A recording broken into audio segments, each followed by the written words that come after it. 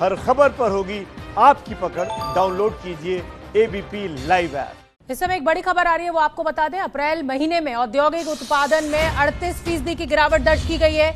मार्च महीने में औद्योगिक उत्पादन में 9% की गिरावट दर्ज की गई थी। अब ये 38% की गिरावट दर्ज की गई है, एक बड़ी गिरावट। लेकिन लॉकडाउन के चलते ये अपेक्षित था। रक्षित हमारे सहयोगी ज्यादा जानकारी लिए हुए जुड़ रहे हैं। रक्षित, लॉकडाउन के चलते सभी उद्योग धंधे तो बंद थे, तो ये तो अपेक्षित गिरावट है। बिल्कुल शोभना, आपने सही शब्द का इस्तेमाल किया कि ये अपेक्षित था। इस तरीके से मार्च में 9% की गिरावट थी, उसके बाद में अब अप्रैल का जो औद्योगिक उत्पादन आंकड़ा आया है वहां पर 38.1% की गिरावट है। तमाम वो सेक्टर्स हैं जिनको औद्योगिक उत्पादन का सबसे प्रमुख घटक माना जाता है, चाहे वो कोल प्रोडक्शन हो, चाहे वो स्टील हो या फिर बिजली की खपत हो। सारे के सारे सेक्टर्स में भारी गिरावट है, क्योंकि देश भर के अंदर जितने भी उद्योग धंधे थे, जो तमाम कारखाने थे, फैक्ट्रियां थी, वो सब बंद थी। और वही आंकड़ा जो है आज आईआईपी जब आया है अप्रैल महीने का, तो उसमें रिफ्लेक्ट हुआ है। 38.1% की गिरावट जो है वो दर्ज की गई है। लेकिन शोभना, अब बस कुछ ही मिनटों में जो प्रमुख आंकड़ा आने वाला है वो है बीते वित्त वर्ष की आखिरी तिमाही का जीडीपी का आंकड़ा। और वहां पर भी जिस तरीके से हमने बताया कि मार्च में 9% की गिरावट थी, तो वो वहां पर भी रिफ्लेक्ट होगा। और अब सबकी निगाहें जीडीपी के उसी आंकड़े पर है जो अब से कुछ मिनटों में आने वाला है।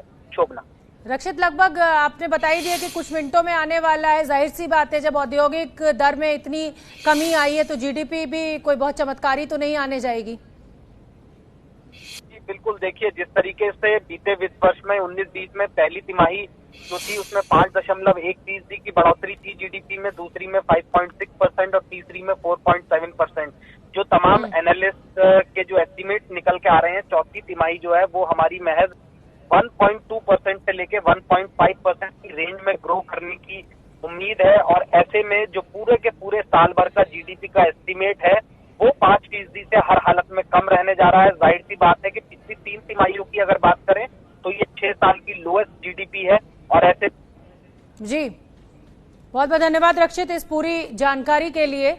तो औद्योगिक उत्पादन में भारी गिरावट, 38.1% ये गिरावट रही है। इस समय एक और बड़ी खबर असम के गुवाहाटी से आ रही है।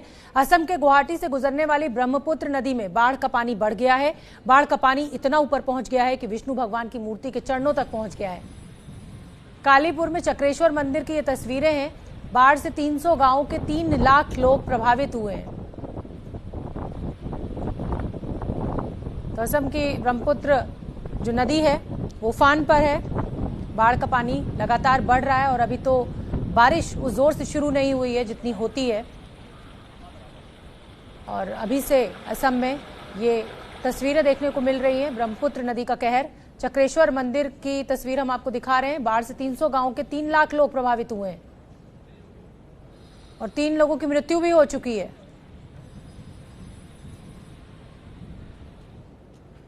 क्यों है एबीपी लाइव न्यूज लवर्स का फेवरेट?